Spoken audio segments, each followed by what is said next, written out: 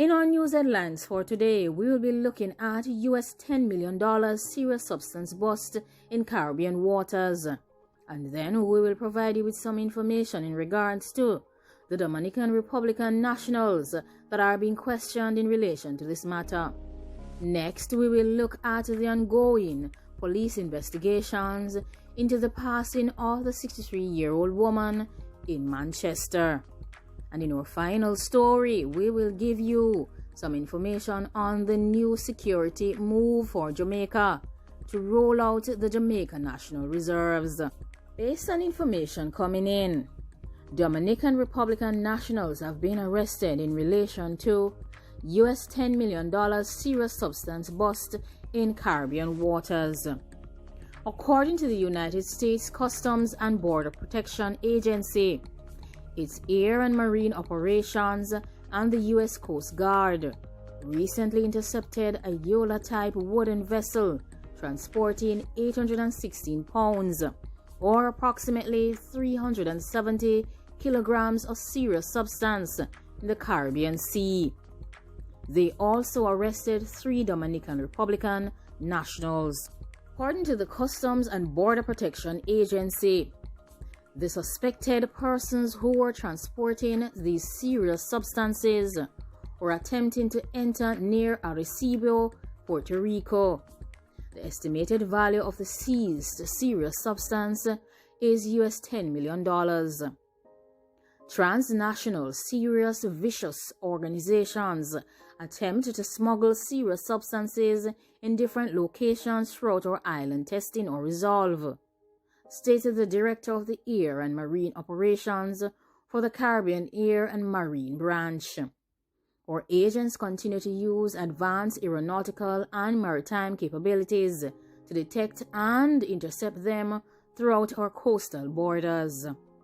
According to the Customs and Border Protection Agency, on the evening of November 23rd, the Air and Marine Operations launched from the Caribbean Air and Marine Branch in order to conduct a border security patrol. The Marine Patrol aircraft crew detected the vessel that was without navigational lights. It further went on to state that the Marine Patrol aircraft maintained surveillance, contacting U.S. Coast Guard Cutter Joseph and a U.S. Coast Guard small interceptor to intercept the vessel. This successful interception is the result of the hard work and dedication of all the federal and state partners committed to eliminate illicit trafficking from the waters of Puerto Rico and the U.S. Virgin Islands, keeping these dangerous, serious substances off the streets whilst saving lives. As the U.S. Coast Guard assets approached the vessel, 2 men jumped into the water in order to evade arrest. The Coast Guard stopped the vessel with 1 man on board and found 13 bales of serious substances and 1 dangerous tool. The 2 individuals were retrieved from the water.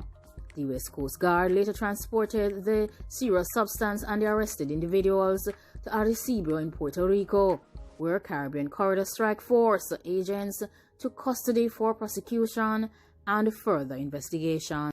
Investigators are currently looking at 2 persons that were found along Dyke Road in Portmore. Investigators were along the Dyke Road in Portmore in St. Catherine, where 2 bodies were found approximately 9:27 on Saturday morning. According to the police, a passerby stumbled upon the bodies, which were wrapped in plastic. The identities of these 2 persons have not yet been established, and it's not yet clear how they passed away. Investigations continue into this story, and we will provide you with an update as soon as it becomes possible. Third story for today, we will be looking at the ongoing police investigation into the passing of the 63-year-old businesswoman in Manchester. According to the police, a 3rd person is being questioned in connection with her passing. The police are currently questioning a 3rd person in relation to the passing of Manchester businesswoman Miss Chin Yu.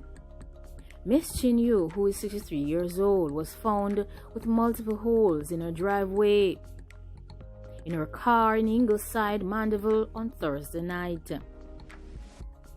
The police has reported that 2 men had been arrested yesterday and that they were being questioned in the presence of their attorneys as detectives prepare to formally charge the men. The Corporate Communications Unit has mentioned that a third person is now being questioned. It is now understood that the person is a female. We will give you further updates on this news story as it becomes available as well. According to Prime Minister Andrew Holness, a new ticketing system for pandemic breaches will soon be ready. Prime Minister Holness has stated that the new ticketing system for breaches of the pandemic guidelines will be ready soon. He was responding to questions during the recent sitting of the House of Representatives, where he mentioned that the provisions will be presented to the Legislative Committee shortly.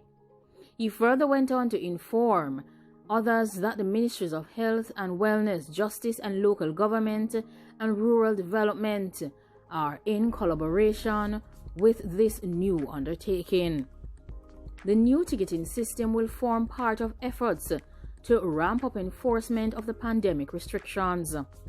Among other things, Jamaicans are required to adhere to protocols related to curfew, public gatherings, funerals, hosting of entertainment events, the wearing of masks, and public passenger transportation.